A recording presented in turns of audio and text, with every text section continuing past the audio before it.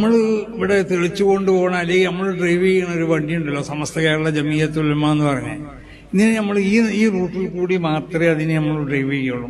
അല്ലാതെ ആരെങ്കിലും വൈക്കുന്ന കയറിയ ആളുകളൊക്കെ പറയണ മാതിരിക്ക് ഡ്രൈവ് ചെയ്യുന്നതല്ല ഈ സംഘടന എന്നുള്ളത് അതെല്ലാവരും മനസ്സിലാക്കണം. ഇത് വിശുദ്ധമായ ഒരു സംഘടനയാണ്. ഈ സംഘടന നമ്മളെ സംഘടനയാണ്. നമ്മളാണ് അതിനെ ഡ്രൈവ് ചെയ്ത് കൊണ്ടുപോകേണ്ടത്.